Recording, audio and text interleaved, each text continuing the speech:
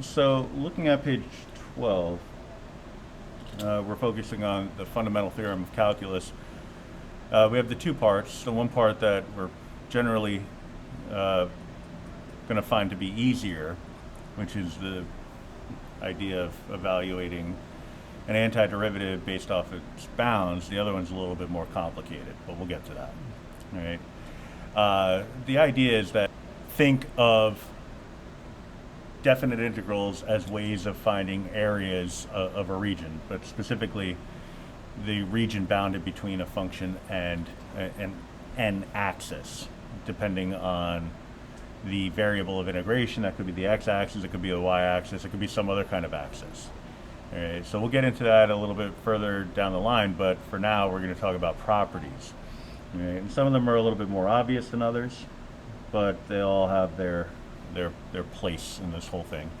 All right, so the first one is that if the bounds are the same, then the antiderivative is going to have, and when you evaluate the antiderivative, it's going to have an area of 0. So what that's telling us is if we have an arbitrary function, right, so an arbitrary function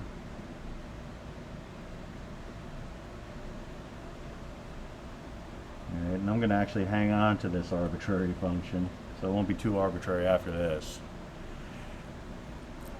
And we're talking about area as being the definite integral as being the area between a function and an appropriate axis, since in this case we're talking about the variable of integration being x. We're talking about the relevant area being contained between the function and the x-axis. Right, so it could conceivably be all of this, right? But what this is saying is that I only want the area between these two values, right, on the x-axis. Let me get rid of this, I don't need that. Bring that back in. So let's designate this point as A. If I call that A, what I'm saying is I want to find the accumulated area if I start at A but don't go anywhere. All right, well, if that's the case, then I'm not going to capture any area. So it makes sense that I would have an area equal to 0. All right, so as opposed to number 2, if I go from A to B, so I'll create a new point here, B, which gives us an upper bound. What we're going to have here is a distance of B minus A. All right, that's going to be the base. Now, if we're just using this to rough out an estimate of the area, we could say base times height. A and B are roughly the same. It looks relatively flat in that area in terms of the function. So if I just take that and multiply it by the height of A, so you know this point would be A comma f of A and B comma f of B.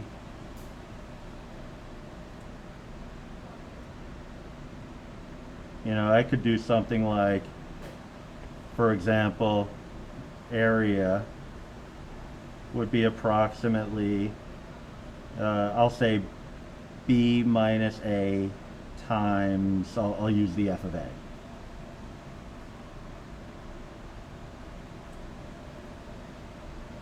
Right. Just to keep it from being a little too cluttered, I'm going to move this up. And that, you know, that gives you a reasonable estimate of the area. All right. Now, that's if we're going from A to B. All right. So let's say we want to go the other way. All right. So I'm going to take this, copy it, and paste it. I'm going to shrink it down so it fits. Do the same thing with this so it looks a little bit better.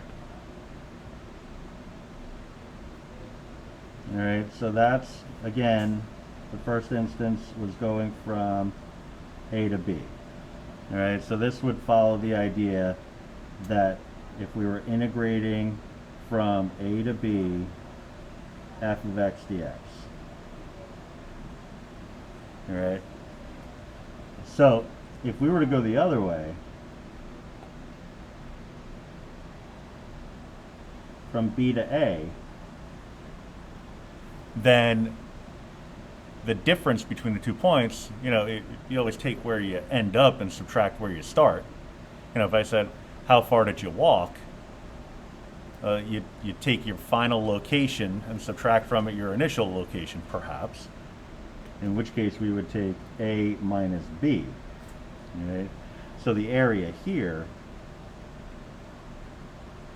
would be approximately, because again, we're just roughing it out here, A minus B times the height at this location, which would be f of A.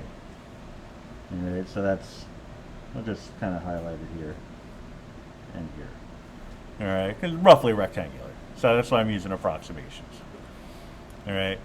So, but if I wanted the actual equivalent area, you notice that they're exact opposites. I got a minus B and a B minus A. All right. So if I'm working from left to right, which is the way you read a graph, then I would be focused on this variation. But if I go the other way, then I'm getting everything backwards. So what I can do is I could factor out a -1,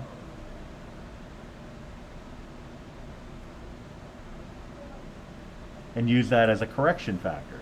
All right. So what this is saying is that I'm going from B to A,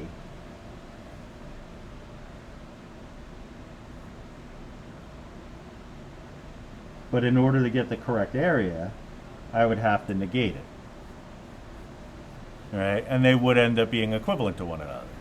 All right, so I could take that relation. So I'm going to shrink again. Oh, I missed that part of it.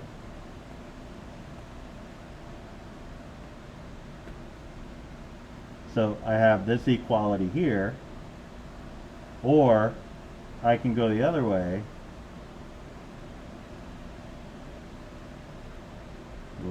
Another copy paste job, and negate the A to B and get the equivalent area from B to A.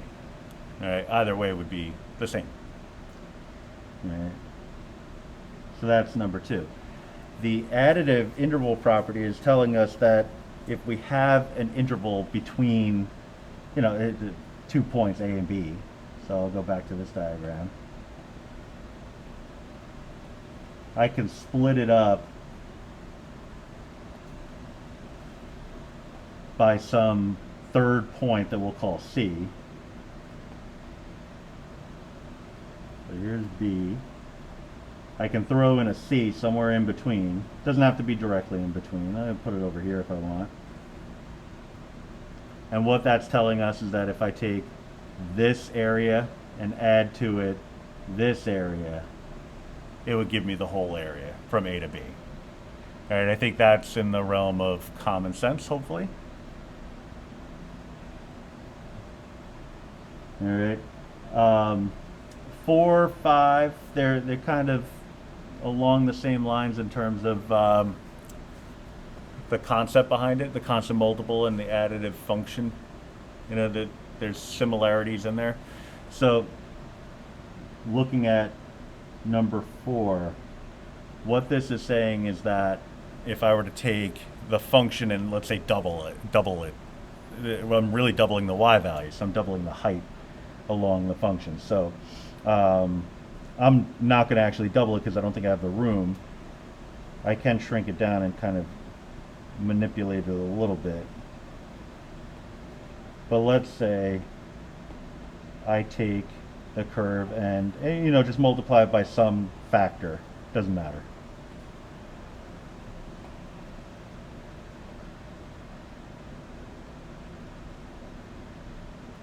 Still over the interval of A to B. All right. So what this is telling us is that we could do a couple of things.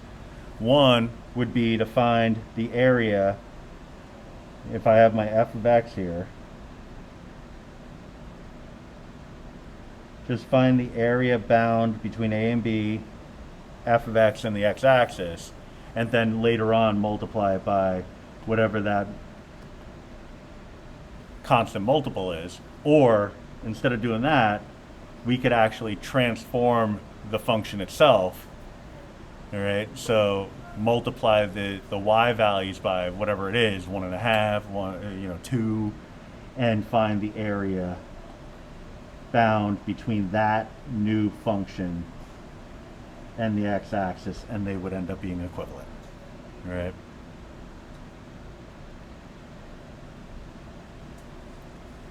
So number 5, additive function property.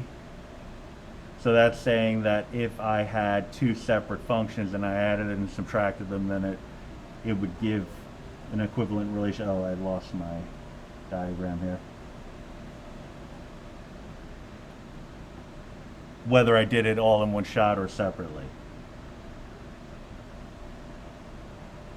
All right, so here's my arbitrary function that we're calling f of x. And like I said, I'm going to throw in a separate arbitrary function, which isn't going to look too arbitrary. And I'm going to call that g of x.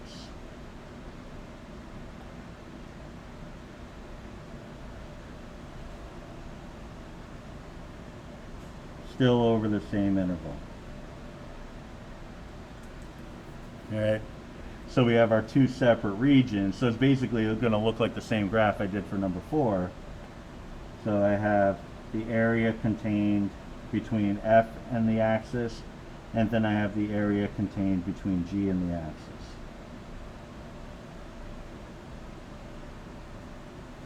All right. So what this is telling us is if I wanted to add the two areas together, I could do it, or subtract them, I could do it separately, or I can add and subtract the two functions themselves and find the result. So if I were to subtract those two functions, I might end up with, for example, f minus g of x. I'll do that in red. We'll call that, it'll be down here somewhere.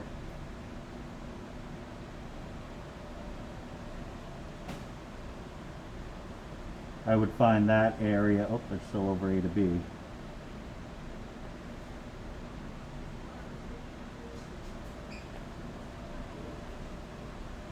That would be the equivalent area that I would get if I were to do f minus f of x, the area bounded by f of x and the x-axis over a to b.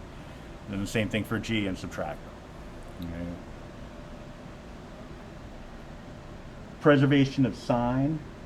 That's actually a pretty, I'll call it common sense one. If f is integrable and non-negative on a to b, So non-negative f is talking about a y value for a given function of x,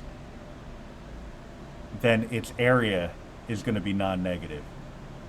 Right? So, or 0 or better, really. So it's basically saying if your graph's above the x-axis, your area is going to be positive.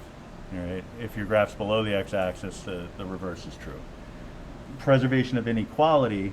If f is below g, like you see in the diagram for 5, then it's going to contain less area. If f is above g, it's going to contain more area. If f and g are at exactly the same place, it's going to contain the same amount of area. All right, so they all kind of go hand in hand towards the latter end here.